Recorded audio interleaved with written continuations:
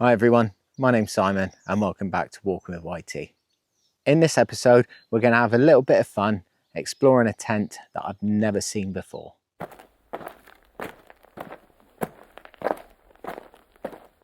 So the background behind this tent, it belongs to my dad. He's now at the sprightly age of 72 and he said that his camping days are pretty much behind him. Now I noticed this in his storage lockup and he's very kindly given it to me on a permanent loan. What do I know about the tent? Absolutely nothing. Here it is. That's all it says on the end. So we've got Terra Nova equipment, Derbyshire, England, solar green. Now I've asked my dad and he thinks he bought it somewhere in between 1996 and 1999. So this tent could be up to 30 years old. I am really looking forward to getting this out and seeing what's inside.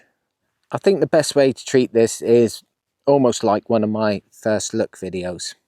So here we have the pack itself. Now I've just weighed it and it weighs exactly 2 kilograms.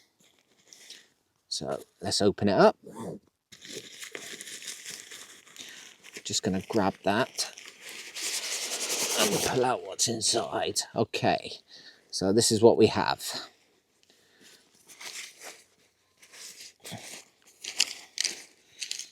Okay. So we have a set of poles, but it doesn't seem like there's a lot in there. But that's your pole bag. What else do we have? Do we have anything else? Oh, we have the peg bag. What kind of pegs have we got here? They're very, very heavy duty, but we've got probably about a dozen hook pegs, like so. The actual tent itself, it looks like it's made from a ripstop fabric, and it looks very, very heavy duty. I don't know whether there's 2 parts to it or just the one, so I think the best thing to do is just start setting it up and see how we get on from there. Right, first of all, let's have a look at the poles. So there's one pole and it looks like it's roughly about 9.5, maybe 10 millimeters thick. So it's quite a sturdy pole, and there is some writing on here and it says Eastern 340. Okay, so there we go. The actual tent itself does come in 2 parts. So let's roll it out and have a look.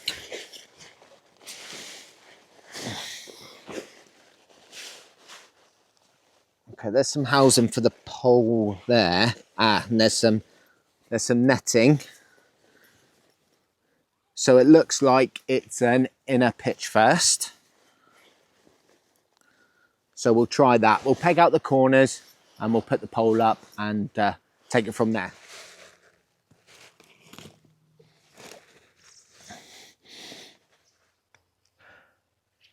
We're pegged out in the 4 corners.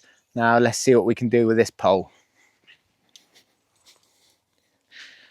So let's try threading it through this mesh first.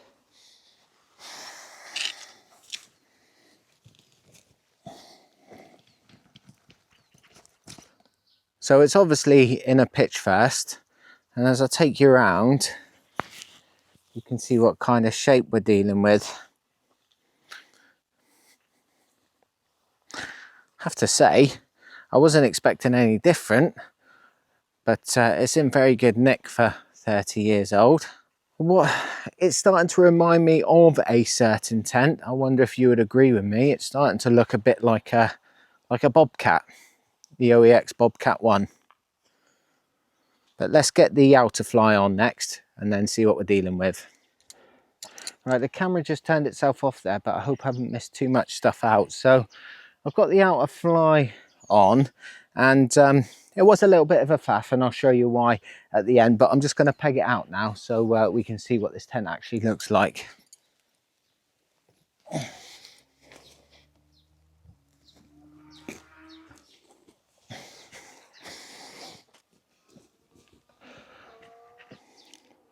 Right, okay, so now that it's up,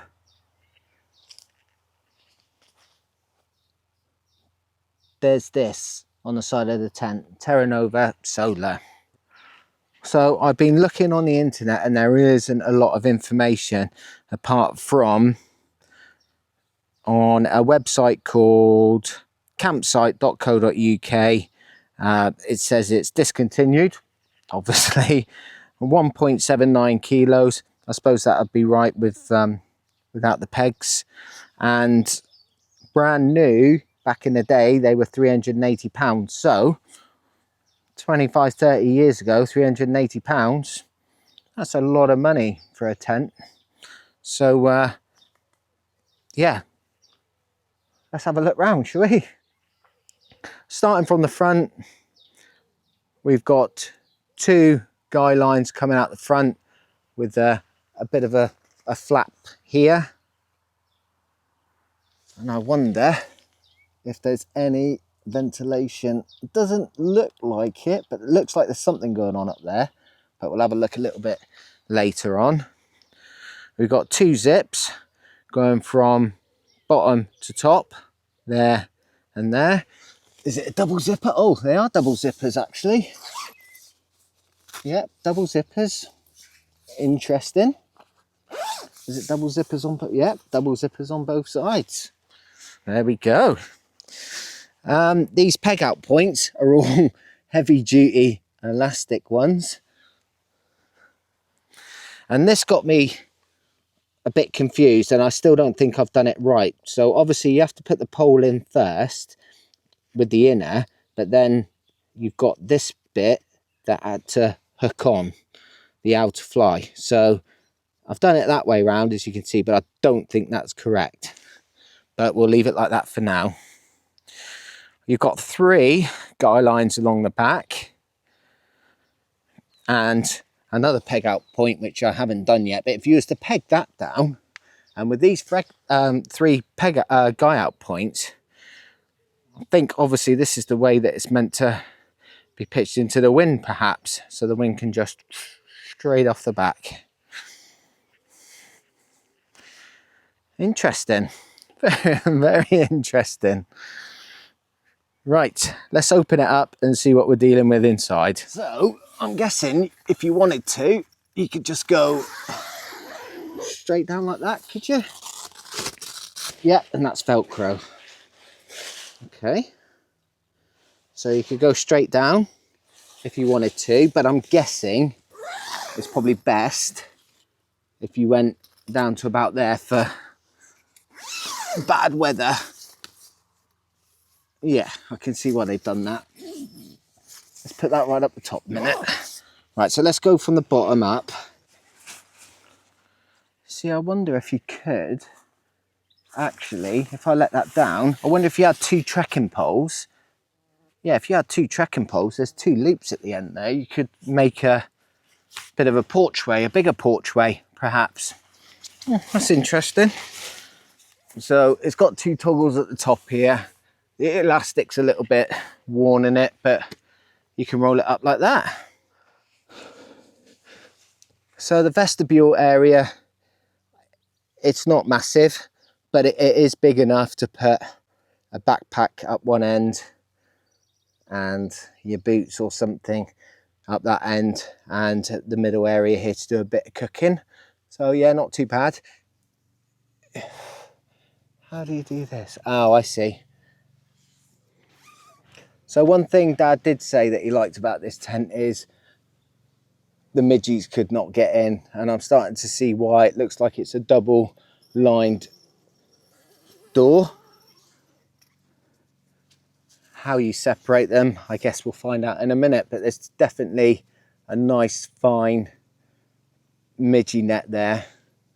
So you can either have that open or you can have it solid. Interesting.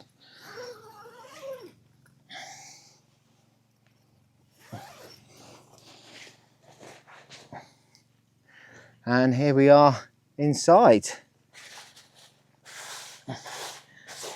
Has got a few marks in it, but you know, come on, it may be 30 years old, this tent. So this door would roll up to the bottom. Yep, and you've got toggles there to hold it in place if you wanted to.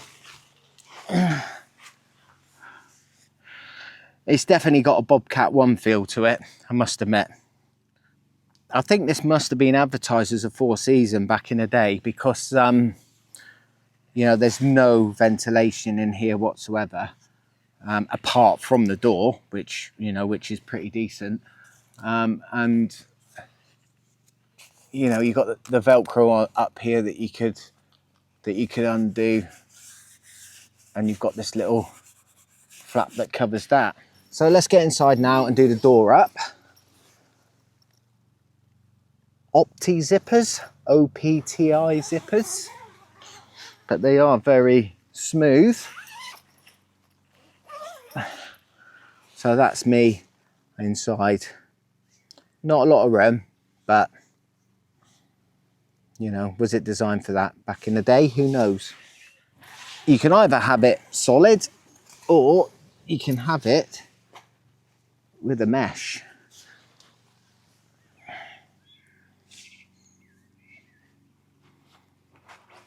So I guess even in really, really rough weather, you'd only have to unzip this a quarter of the way to get some ventilation to stop this from getting too much moisture.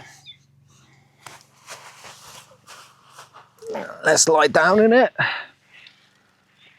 Okay, well, I'm 5'10" on a good day, and there's plenty of room there. My feet are right down the other end, and I've got this, so there's plenty of room, as you can see. So there you have it. I hope you've enjoyed a look round what I now know is the Terra Nova Solar 1. Roughly 25 to 30 years old, and it's just really interesting to see the design of the tents back in that period and how far tents have come. Would this tent still do a job today? Absolutely, yes it would. And you know what? It's given me an idea. I am going to use this on one of my wild camps. I'm not sure when, but I'm definitely going to use it. If nothing else, it'll be nice for Dad to see it out being used again after all these years. I hope you've enjoyed this quick but fun episode. I'm now going to take some pictures for Dad, because he said if I do put it up, take some pictures. And there's nothing left for me to say apart from take care, stay safe, and I'll see you next time, maybe in this.